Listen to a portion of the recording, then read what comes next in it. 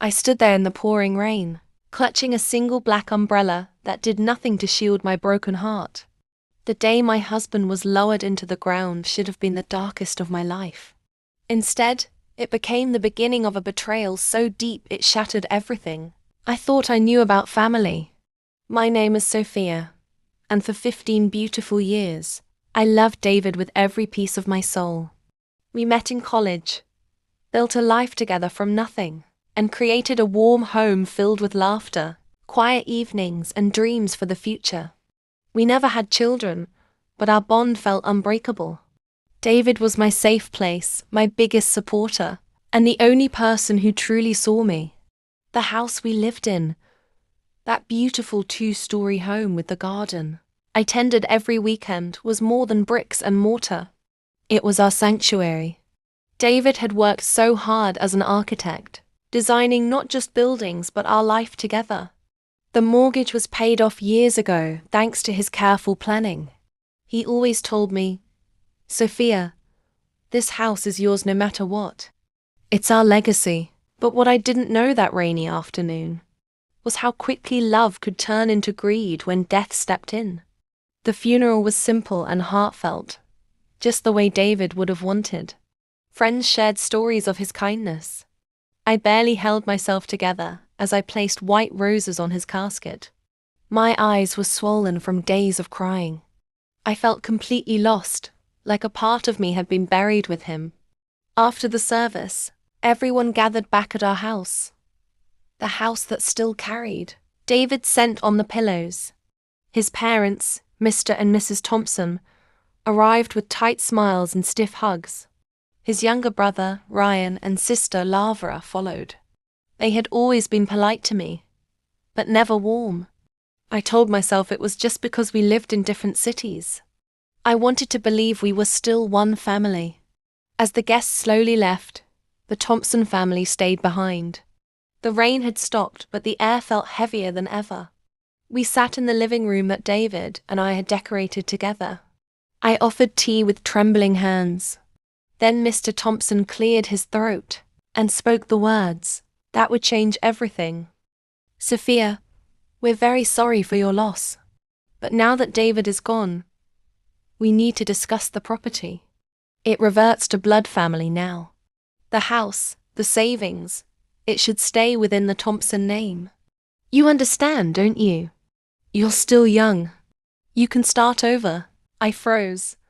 The cup in my hand nearly slipped. My mother-in-law nodded gently, as if she was doing me a favor. "We'll help you find a nice apartment nearby. It's for the best, dear. Blood is thicker than water. Blood family." Those 2 words hit me like a wave. After 15 years of marriage, after supporting David through his long work hours, caring for him during his final illness, and loving him with everything I had, I was suddenly an outsider. I whispered, barely able to speak, "But David always said the house was ours. We paid it together. It's my home." Lavra smiled sadly. "Legally, things are different now, Sophia. We're just trying to protect what's left of the family." Ryan stayed quiet, but I saw the calculation in his eyes. They weren't grieving with me. They were already dividing what they thought was theirs. That night, after they left, I sat alone on the couch and cried until there were no tears left. I felt so shattered, so completely invisible.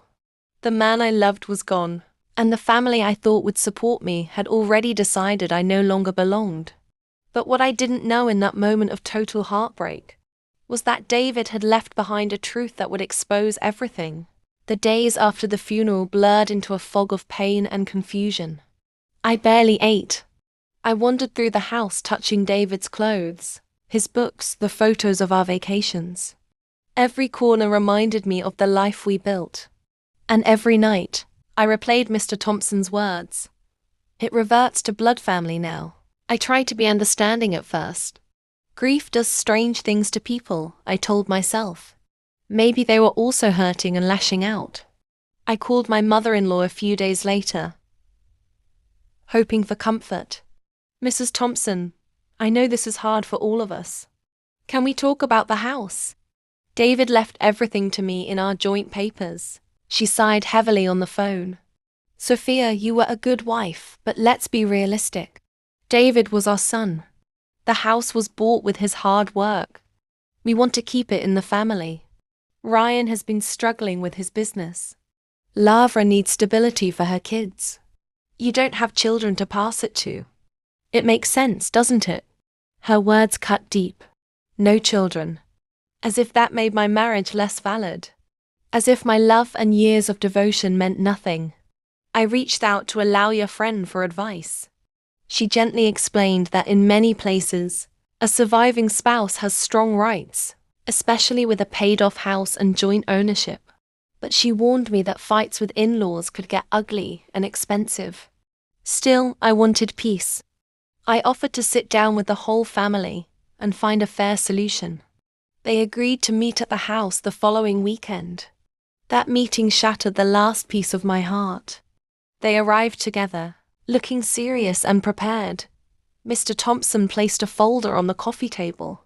Inside were old documents and a letter they claimed David had written years ago suggesting the property should stay with blood relatives if anything happened.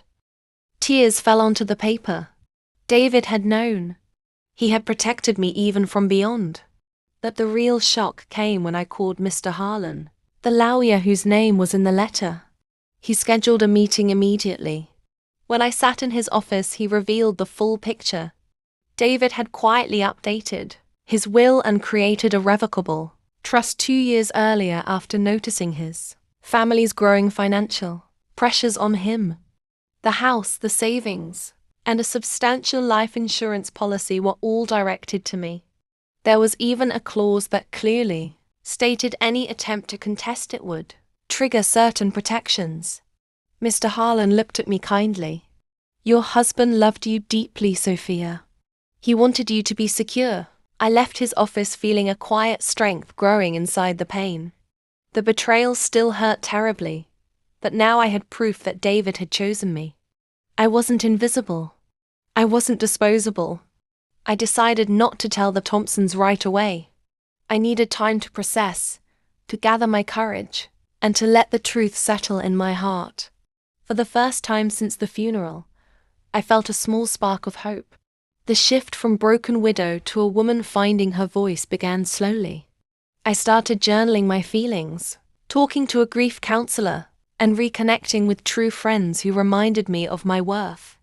I walked through the garden David and I planted together and whispered to him, I won't let them take our home. The in-laws, however, grew bolder. They sent formal letters through their own lawyer demanding I vacate the house within 60 days. They spread whispers in the extended family that I was being unreasonable and greedy. Some relatives stopped calling me. The isolation was crushing. Yet every time the pain threatened to pull me under, I reread David's letter. His words became my anchor. I realized the betrayal wasn't just about the house. It was about being erased, my years of love, care, and partnership reduced to nothing because I didn't share their blood. That realization hurt more than anything, but it also fueled my quiet resolve. I was no longer just grieving. I was preparing. Weeks turned into months. The Thompsons grew impatient. They started showing up unannounced, talking about preparing the house for sale and making plans for renovations as if I had already left. Each visit left me shaken but more determined. Finally, the day came for the decisive meeting. I invited them to the house one last time. They arrived expecting another emotional, defeated Sophia. Instead, I sat calmly at the dining table with Mr. Harlan and a second attorney beside me. Mr. Thompson began speaking immediately. Sophia, we've been patient. It's time to do the right thing for the family. I looked at each of them, the people who had once called me daughter, and spoke with a steady voice I barely recognized as my own. I loved David with all my heart. I stood by him through everything. This house was our home, built on our love and our shared dreams. David made sure I would be protected. He left a letter, a trust and clear legal documents. I slid copies across the table. Mr. Harlan explained the details calmly and professionally. The house was mine by right of survivorship and the trust. Any contest would likely fail and could result in them covering legal fees. The life insurance proceeds were also directed solely to me. The room fell silent. Mrs. Thompson's face paled. Ryan looked stunned. Laura's eyes filled with regret. Mr. Thompson stammered, "But we're his blood." I replied softly but firmly, "And I was his wife, the woman he chose every single day. David saw me. He valued me. And he made sure no one could take that away." The consequences unfolded quietly but powerfully. They realized they had no legal ground. The extended family learned the truth when the will was properly probated. Whispers turned from judgment of me to disappointment in them. Some relatives distanced themselves from the Thompsons, uncomfortable with how quickly greed had replaced grief. Ryan's business struggles continued without the hope for help. Lavra had to explain to her children why plans had changed. Mrs. Thompson cried during one phone call, admitting they had been wrong to treat me that way. They never formally apologized in a way that felt genuine, but the pressure stopped. The house remained mine.